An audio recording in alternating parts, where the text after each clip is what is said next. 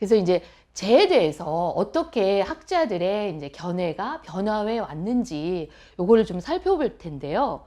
이제 초기에는 재가 지상신이냐 아니면 조상신이냐 요걸 가지고 많이 논쟁을 벌였습니다.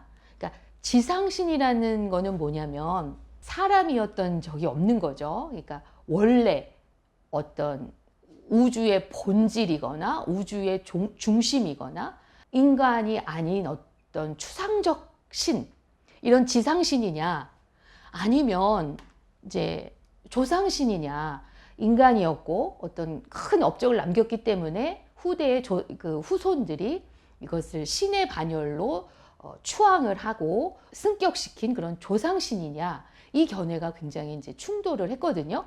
그래서 이제 후호슈엔이라는 이 중국 학자는 이 지상신설을 주장을 하셨습니다. 그래서 상족의 지상신이자 수호신이다, 재는. 그런데 재와 인간의 간극이 너무 위계적으로 재와 인간인 상왕이 직접 소통하는 것이 불가능하다. 그래서 무나 조상신을 통해서 간접적으로만 소통할 수 있다. 이런 주장을 했습니다. 이런 주장이 지금 거의 다 중국 학계에서는 이제 받아들여지고 있거든요. 그래서 인간이 재에게 직접적으로 제사를 봉헌하지 못하는 이유는 상제가 위계상 가장 정점에 위치하기 때문에 아주 낮은 지위에 머물고 있는 인간의 입장에서 상제에게 다가가는 것은 위계 질서를 위반하는 행위이기 때문에 제사를 드리지 않는다. 이런 주장을 하고 있습니다. 그래서 저는 요거는 이제 납득이 가지는 않는데 이게 보편적인 견해라는 것은 이제 알 필요가 있죠. 그 다음에 두 번째, 이 광마략이라는 분도 갑골문 합집 총편집을 맡았을 정도로 이제 갑골문에 대해서 상당히 많은 연구를 했는데 이분은 조상신설을 주장하시고 계세요. 그래서 재는 갑골문에서는 이제 지고신으로 묘사되고 있지만 상족의 조상신이다. 그래서 상대 지고신인 이 상제는 후대 문헌에서는 이제 제곡, 제준, 고신 이렇게 다양하게 기록되어 있으나 실제적으로는 하나의 존재, 이 재라는 거죠. 그래서 이 갑골문 재와 또 갑골문에 나오는 이 기라는 글자가 있어요. 기, 조상신인데 바로 이 글자입니다. 이 기. 이 글자와 문헌자료의 제곡, 제준, 고신, 요 산해경에 많이 나오는 이제 단어인데 이런 신이 다 같다는 거예요. 갑골문의 재와 또 갑골문에 나오는 이 기자와 문헌자료의 제곡, 제준, 고신이 다 같다. 그래서 제자는 이렇게 쓰고요. 이 갑골문에 나온 기자는 이렇게 써요. 그래서 이게 같은 단어가 이제 나와 있다.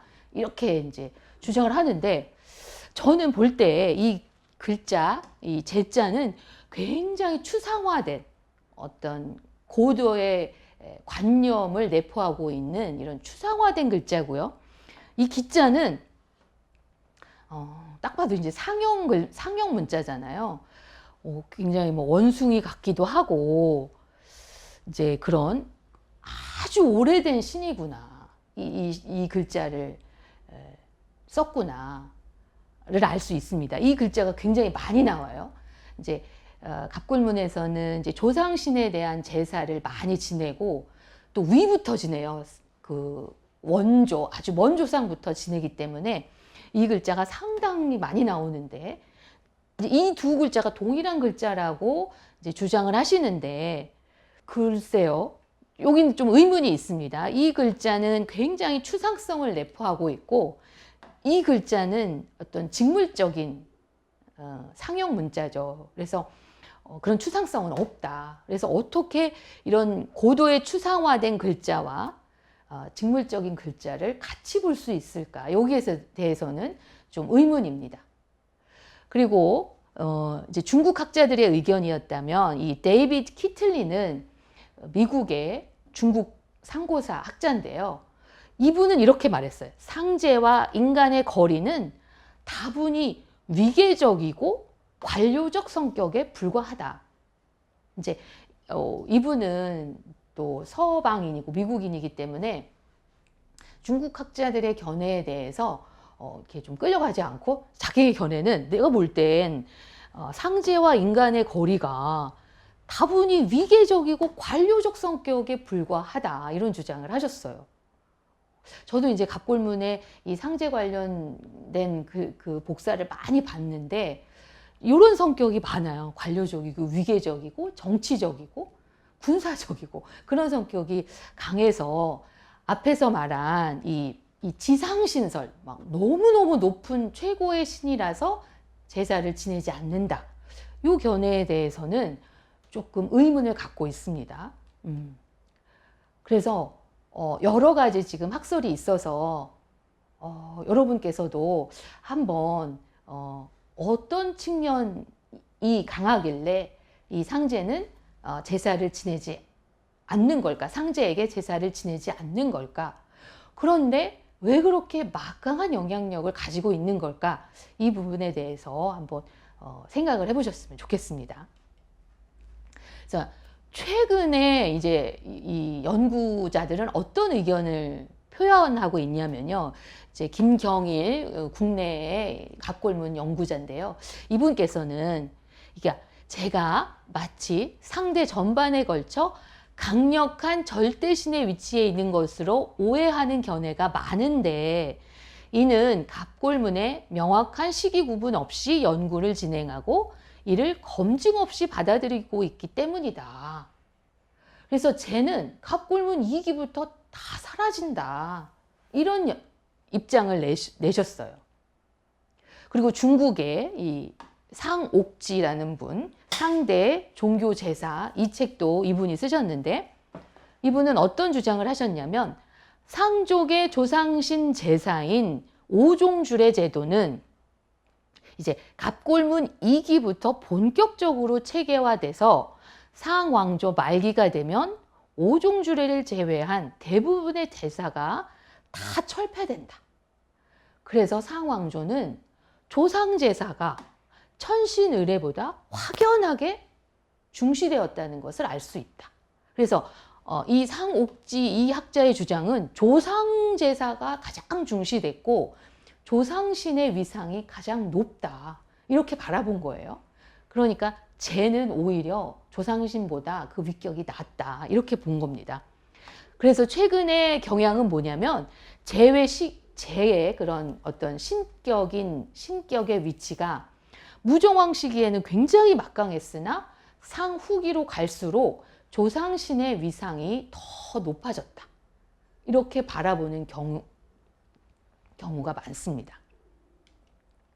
그래서 이제 이게 5종 줄에 5가지 제사가 이렇게 주기를 이루어서 순환한다. 그래서 이제 5종 주례라고 표현을 했는데요. 이게 5종 주례의 일정표예요. 5종 주례 중에 하나의 제사, 지금 이제 뭐 익제사, 이런 제사가 이런 식으로 쭉 진행이 됩니다. 그래서 상왕의 묘호가 이렇게 다 천간을 써서 됐다, 그게 말씀을 드렸잖아요. 그러니까 천간의 순서에 맞추어서 이렇게 지내지고요. 그 다음에 이 앞에 순서대로 천간의 순서대로 이렇게 쭉 진행이 돼서 마지막 왕 때는 거의 한 제사를 지내는데 12순이 걸렸다고 해요. 근데 1년은 36순이 조금 넘잖아요. 그래서 5가지 제사 중에 2가지, 이 익제와 팽제는 따로따로 지내고 나머지 3가지 제사는 또 한꺼번에 몰아서 지내서 거의 1년 동안 조상제사를 다 지내면 36순이 돼서 1년이 된다. 이런 연구가 이제 상옥지에 의해서 진행이 됐고 상대 주제 제도에서 이게 발표가 됐습니다. 이렇듯이 상왕실에서는 조상제사가 엄청나게 중시가 됐고 제에 대해서, 우리 상제에 대해서는 제사를 지낸 바가 없다, 이렇게 주장을 하는 거죠. 그래서 이제부터는 도대체 제는 어떤 권능을 가지고 있느냐, 이걸 살펴볼 건데요. 일단 이 농업과 날씨의 신들을 주제합니다.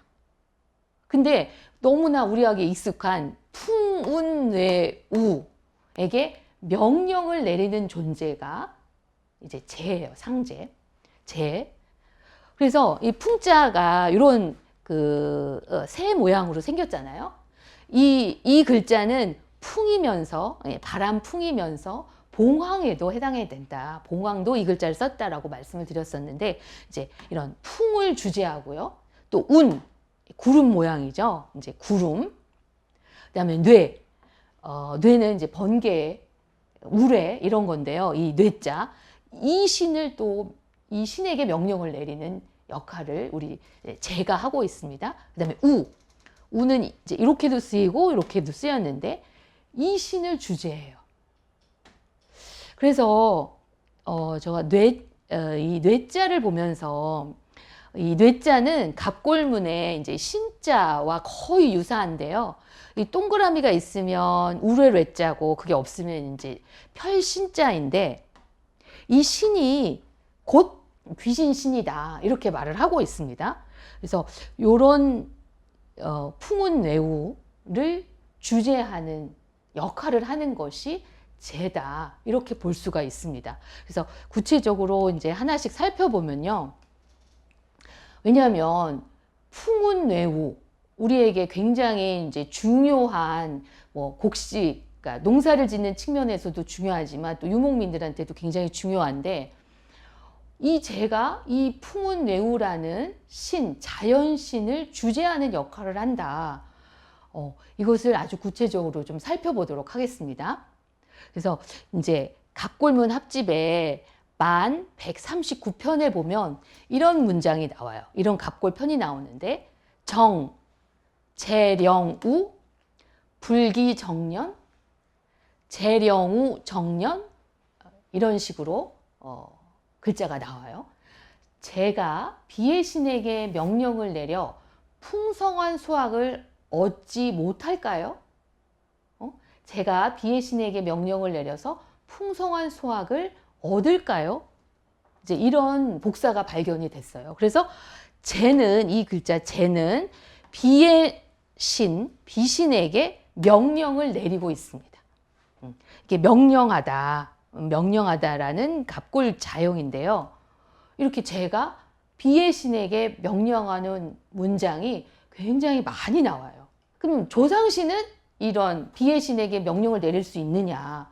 제가 다 찾아봤는데 없어요. 조상신은 비의 신에게 명령을 못 내리는데 이 재는 비의 신에게 이렇게 명령을 내려서 비를 내리도록 합니다. 그러니까 굉장히 또 중요한 역할을 하고 있고 고대 시기에 농사 짓는 상인들에게 있어서는 굉장히 중요한 존재였겠죠. 다음번에 요 복사에서도 이제 비에게 명령을 내리고 하는 문장이 또 나옵니다. 여기 보면은 굉장히 이제 큰 복사편인데 요 부분에 여기 우자 보이시죠? 령우 이렇게 나옵니다. 그래서 중요한 내용이기 때문에 제가 한번 읽어보도록 하겠습니다. 병인복 쟁정 금 11월 재령우 금 11월 재불기령우 이렇게요. 그래서 갑골문은 이렇게 긍정인 질문 한 편, 부정인 질문 한 편 이렇게 물어서 이 금이 어느 쪽으로 가느냐, 부정으로 가느냐, 긍정으로 가느냐 이걸 보고 이제 점을 치는 거잖아요. 그래서 해석을 해보면 병인인의 점을 쳐 정인쟁이 묻습니다. 이번 11월에 제가 비를 내리도록 명령을 할까요? 이번 11월에 제가 비를 내리도록 명령하지 않을까요? 이렇게 재령우 이거를 점쳐 묻는 거예요. 그래서 와, 제가 이 상제겠죠. 천재겠죠. 천재가 비의 신에게 명령하는 그런 내용이 있구나를 우리가 알 수가 있습니다. 그래서 여기 불기령우 이런 부분이 나왔습니다. 그 다음에 또 재는 여기도 또 비의 신에게 명령을 내리고요. 또 여기는 우레의 신, 뇌신에게 명령을 내리는 내용이 나옵니다.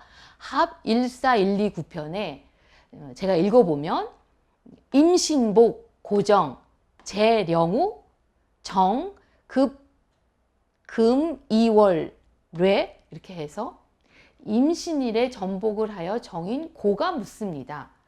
제가 비의 신에게 비를 내리도록 명령할까요? 묻습니다. 이번 2월에 제가 천둥번개 신에게 명령을 할까요? 이렇게 이제 묻는 복사입니다. 그래서 비의 신, 천둥번개 신을 주재하는 권한을 가지고 있다.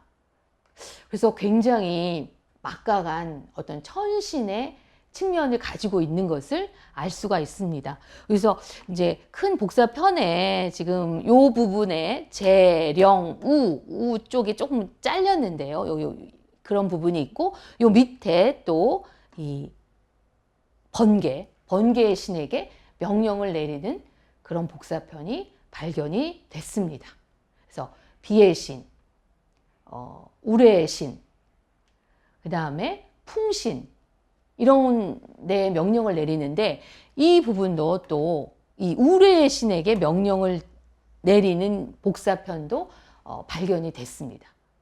그래서 요 폰도 한번 읽어보도록 하겠습니다. 14128 정 앞면인데요. 그래서 여러 가지 내용이 많지만 그 중에 요 부분에 지금 그 관련된 부분이 있습니다. 읽어보면요.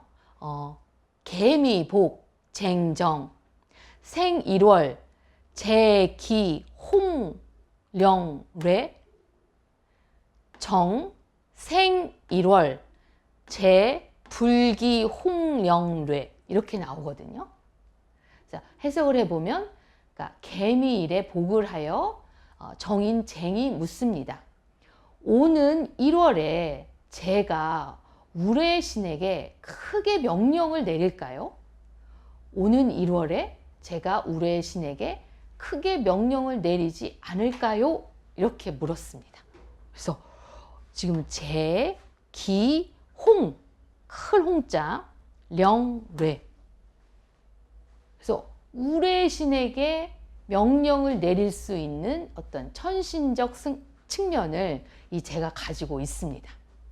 그리고 이제는 이제 봉황, 바람이나 봉황에게도 이제 제가 명령을 내리는 각골 편이 있는데요. 672 편에 보면 여기에도 요 부분에 이제 풍이라는 글자가 이제 있는데 내용이 굉장히 많아요. 그 중에서 이제 풍과 관련된 부분을 살펴보면 이런 편이 있습니다. 익, 계묘, 재, 불령풍, 석, 무, 정, 익, 계묘, 재, 기, 령풍. 어떤 뜻이냐면요. 이제 다음 날 계묘일에 제가 바람의 신에게 명령하지 않을까요? 저녁에 안개가 꼈다. 다음 날 계묘일에 제가 바람의 신에게 장차 명령을 내리겠습니까? 이렇게 묻고 있어요. 그래서 제가 풍신을 주재하는 그런 권능을 가지고 있다는 것을 우리가 알게 됩니다. 근데 이번 복사는요, 이런 글자가 나와요. 제사풍. 또 풍뿐만 아니라 제운. 뭐냐면 이 사자는요, 사신사, 사신의 의미를 갖고 있는데 이 제사신인 풍, 제사신인 운 이런 용어가 등장을 하고 있습니다. 그래서 풍이 단순히 이제 뭐 명령만을 받는 것이 아니라 제 사신의 역할을 하고 있구나. 제 사신이라는 어떤 굉장히 높은 역할을, 직함을 가지고 있는 그런 신격이구나를 알 수가 있습니다. 그래서 합 14225편에 보면 우, 제사풍, 이견 이런 복사가 있어요. 이 글자, 이 복사편인데요. 이 복사편을 보고 저는 되게 깜짝 놀랐거든요. 왜냐하면 제 사신, 풍이 제 사신이구나. 이것도 알 수가 있고, 또 이 개 2마리로 제 사신에게는 제사를 지내는구나. 이 쟤는 제사를 지내지 않는데 제 사신에게는 제사를 지내는구나. 그런 사실을 알 수가 있습니다. 그래서 놀랍죠. 제 사신이 풍이고 또 그 풍신은 상왕실의 제사를 받는 자연신격이구나. 그런 사실을 알 수가 있습니다. 그리고 이제 두 번째도 이 제사풍이 나오는데요. 료, 제사풍, 이루. 이런 편이에요. 이것도 굉장히 많은 역사적 사실을 담고 있는 복사편인데, 그러니까 제사풍, 제사신, 풍신에게 소 한 마리로 요제를 올리는구나를 알 수가 있습니다. 그러니까 요제가 이 갑골문에 많이 등장하는 제사의 방식이에요. 이렇게 불을 피워서 하늘에 올리는 제사인데 그 제사를 제사신인 풍신이 받고 있다는 것을 알 수가 있습니다. 그리고 이 밑에 있는 것도 정, 료, 우, 제운. 그러니까 이 제사신인 운신에게도 또 요제사를 지냅니다. 제사신인 구름신에게 어떤 불을 피워서 올리는 요제사를 지낼까요? 이렇게 묻는 거죠. 그래서 제사신이라는 정말 공식적인 명칭을 이 풍신이나 운신이 가지고 있었다. 그리고 이 풍신이나 운신 이런 신들은 상왕실의 제사를 이런 동물 희생 이런 걸 써가지고 받았구나 라는 것을 알 수가 있고, 그래서 제가 지금 풍운뇌우를 관장하는 그런 역할을 제가 하고 있기 때문에 그러면 제사가 제사신이 풍신과 운신과 우신에게도 있나, 우신, 제우, 제사우 이런 어휘가 등장하나를 이제 살펴를 봤는데 그것은 아직 확인을 못했습니다. 그렇지만 이 풍신과 운신은 제사신이라는 명칭으로 쓰였다라는 것을 알게 되었습니다. 그런데 또 제의 사신, 풍신, 운신뿐만 아니라 제오신이라는 어휘도 등장을 합니다. 이 편을 한번 읽어보겠습니다. 30391편, 요 편인데요. 여기에 보면 도, 유, 제오신, 유대우 이렇게 이제 물었습니다. 제의 5신하에게 이런 유제를 지내면, 유제도 이제 제사의 하나의 형식인데요. 큰 비가 오겠습니까? 이렇게 묻는 거죠.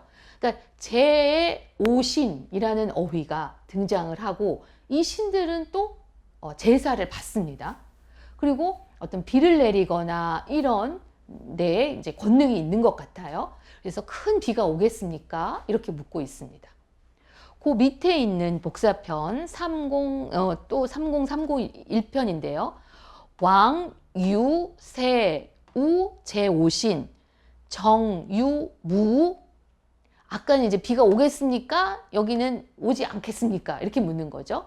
왕께서 제의 5신하에게 세제를 지내도 정말 비가 오지 않겠습니까? 이렇게 묻는 거예요. 이 제오신. 그래서 이거 5오자거든요. 제오신. 이렇게 쓰였습니다. 그래서 굉장히 관료적이잖아요. 여기 제가 5신하를 거느리고 제 사신을 두고, 그래서 미국의 데이비드 키틀리가 쟤는 굉장히 관료적이고 위계적이다 이렇게 말한 게 이런 것을 두고 한 표현인 것 같습니다. 그래서 제가 사신도 거느리고 또 제 5신하도 거느리고 있었다라는 것을 알게 됩니다. 그래서 지금까지 여러 복사편을 살펴봤는데 정리해서 말씀드리면 쟤는 상왕실에 제사를 받지 않아요. 그런데 제 사신인 풍신, 운신, 제오신 이런 자연신들은 상왕실의 제사를 받고 있습니다. 또 한 가지 우리가 알 수 있는 것이 갑골문 합집에서 풍운뇌우에게 명령을 내리는 신은 재뿐입니다. 조상신들은 이 풍운뇌우 자연신에게 명령을 내리지 못합니다. 그래서 제가 이제 데이터베이스도 다 있다고 했잖아요. 거기서 검색을 해보면 알 수가 있는데 이런 풍운뇌우에게 명령을 내리는 신, 이건 재뿐이다. 그 조상신은 그런 권능이 없다. 이런 아주 기존의 문헌 사료에서는 알 수 없었던 제 성격을 아주 단면적으로 보여주는 그런 복사를 살펴봤습니다.